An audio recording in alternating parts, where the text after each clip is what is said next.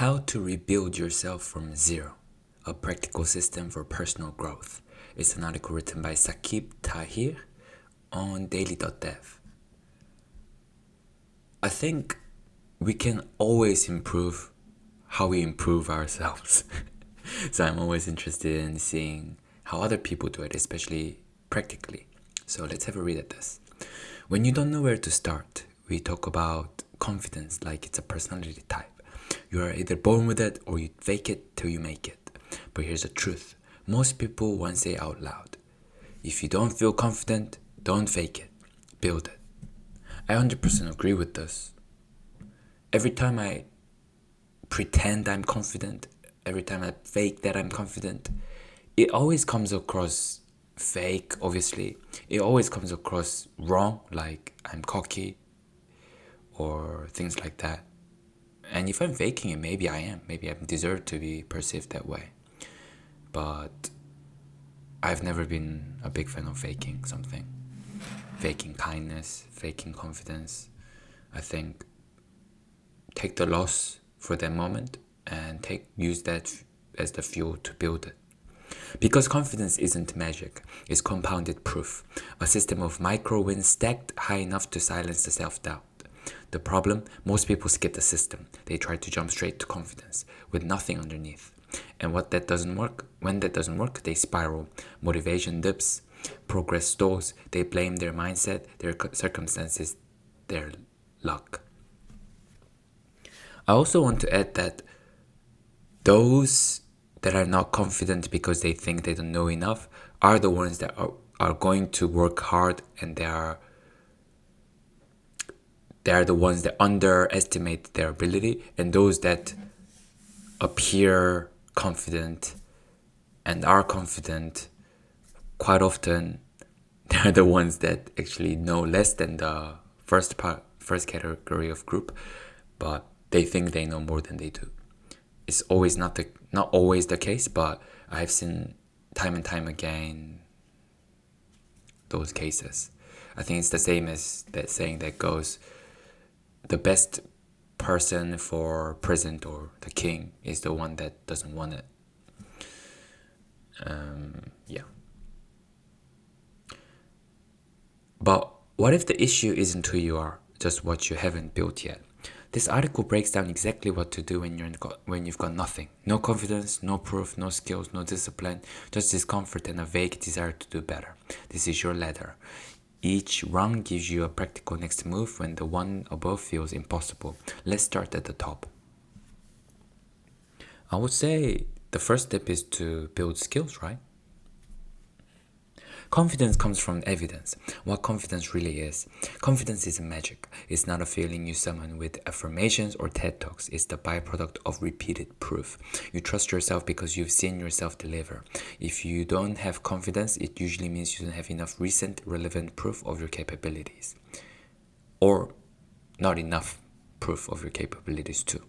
I think repetitions and getting it right over and over again, I think that's also important for your confidence, because you've done it before so many times. It's a routine, and it's not even that you're going in there thinking, oh, I will succeed. There is no conscious acknowledgement of that. It's something that you've done every day over and over again. You're going in there not even thinking. You do it. It's just another day for you. What to do instead? Build the evidence, small wins, consistent progress, measurable outcomes. Don't aim to feel better, aim to prove you're improving. Launch one micro project. Solve 5 coding problems in a row. Ship a blog post weekly for a month. Each piece of evidence compounds. Before you know it, confidence isn't the goal. It's just what's left behind after showing up. If you don't have evidence, build skill. Why evidence might be missing. Sometimes the lack of confidence isn't just a mindset issue, it's a signal. You haven't practiced enough to generate results worth trusting. No amount of hustle fixes the wrong foundation. This is true for my case. When I don't feel confident about sports, exams, it's usually that I haven't practiced enough. The fix, go back to the skill. Ask what core skills are missing that would make evidence easier. If you can write, code, design, communicate, or analyze effectively starts there. Skill is leverage. Without it, you're guessing your way forward. Follow a structured learning path, not a random YouTube spirals.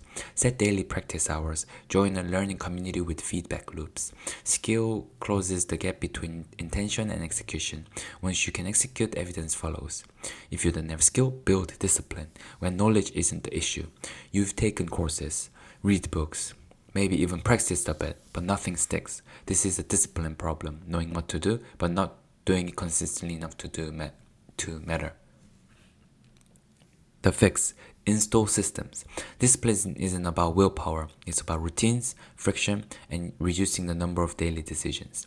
Set fixed hours for focused work, use timers, blockers, and habit trackers. Create a visible ritual, like starting every session with a checklist. Discipline is what bridges skill to progress. Without it, everything resets to zero every Monday. If you don't have discipline, build accountability. Why motivation alone doesn't scale. You can only push through for so long. Eventually, self-discipline cracks, especially in isolation. What keeps you showing up when no one's watching? Accountability.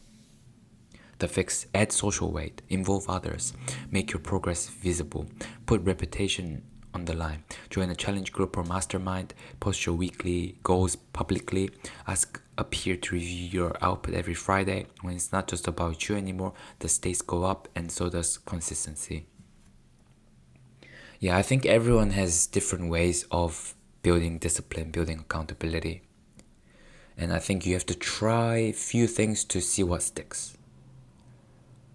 And one of the things, for example, helped me was that instead of making a checklist of goals, I made checklist of times. So just like the article said, I will go from 8 to 10 on this subject. I'll go 10 to 12 on this other subject.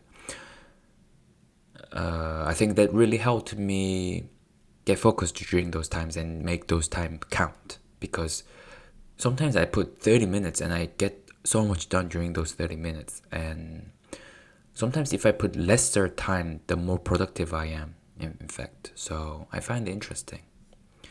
And build accountability. I think it's fun to study with others too. It's good to set small goals that's achievable. Yeah, I think you should try a few things. Getting yourself out there, studying in cafe sometimes helps me, because yeah, it's noisy, but at least there are other people around. They're not watching me, but at least I'm not by myself, so that there's not zero accountability. So you should try that. If you don't have accountability, change your environment. When even structure fails, if you've tried everything, routines, reminders, partners, but nothing's working, the issue might not be internal, it's environmental. Are you surrounded by distraction, pessimism, noise? Do you have to fight for every inch of focus? You can't out-discipline a toxic environment. The fix: rebuild the default. Sometimes growth means changing the room, not just the habits. Leave unmotivated circles. Find co-working setups or online builder communities. Move your digital life towards tools and fees that reward creation, not consumption. Environment is the ultimate leverage. Change your inputs and the outputs often take care of themselves. I really like the idea of surrounding ourselves with people that can better us, or at least motivate us to do better. Someone said, I think it was an interview by Mr. Beast, whether you like him or not, he said that if Mr. Beast was in your friend circle, sooner or later you will start YouTube and you will gain subscribers. And I found that really interesting, and I think it's true. If there's a friend who plays football, who's crazy about football, they will rub off on me for sure. So, and I think that same idea goes about negative things too. So I think it's really important who you surround yourself with.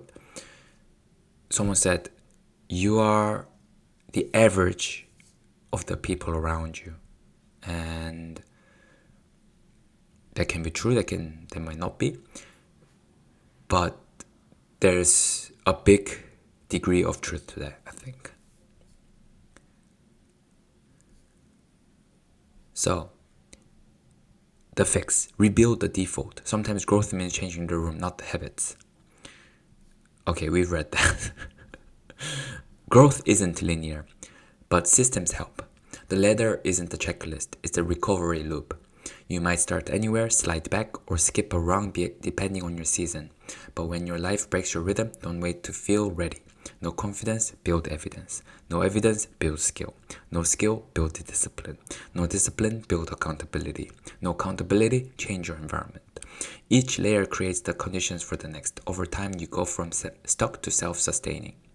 And I also want to add that there are no separate people. There isn't a group of people who are good at focusing. There isn't a group of people who's very distracted, just outside the medical terms.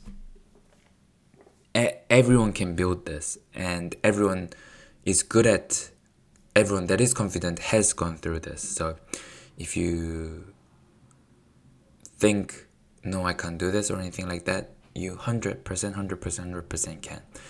And it's not that you need more work than others. You might just be starting a little later, or you might just have started a little earlier. But everyone can do this, and everyone has to go through the same problem and same effort. Thank you guys for watching. I hope this helped. I really like this article, and good reminder for myself to like and subscribe.